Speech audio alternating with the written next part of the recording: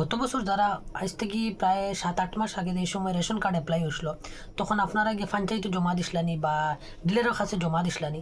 তো অনেকে পঞ্চায়েতে জমা দিছন, দেওয়ার পরে রেশন কার্ড আইসি কি না না খেয়েও জানেন না, বা পঞ্চায়েতে যোগাযোগ করার পরে তারা কইন দেন পঞ্চায়েত থেকে আমরা ফুড অফিসে জমা দিছি বা ডিলারের কাছে জমা দিছি, এখন আমরা কইতাম পারি না, আমরা গেছে আইসি না, সাপ্লাই যোগাযোগ করো দেখানো গেছে। ওইরকম আপনার লগে অন্য ওইরকম আপনারে ডিলারে বুঝ দেননি বা পঞ্চায়েত তারা বুঝ দেননি।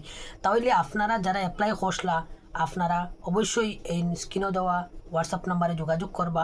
আপনারা অনেকর মানে রেশন কার্ড হইয়া আসছে কিন্তু মানুষে জানে না।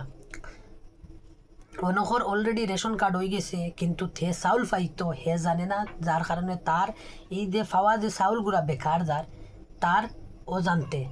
কিন্তু অনেকর রেশন কার্ড অলরেডি বনছে।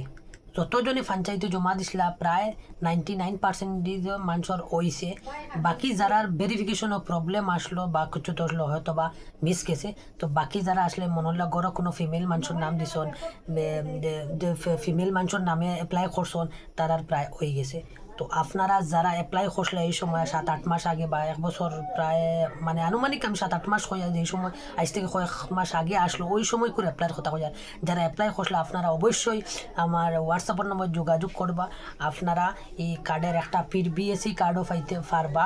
আপনারা একটা চেকিং করি আপনারা হওয়া যাইব যে আপনারা কার্ড হয়েছে কিনে না। তো প্রায় 99% মানুষের কার্ড হয়েছে কিন্তু মানুষ অজান্তে হে চাউল পার না, সে জানেও না যে তার আজকে কার্ড হয়েছে কিনা না। তো আপনারা এরকম যদি চেকিং করতে চান অবশ্যই যোগাযোগ করবা হোয়াটসঅ্যাপ।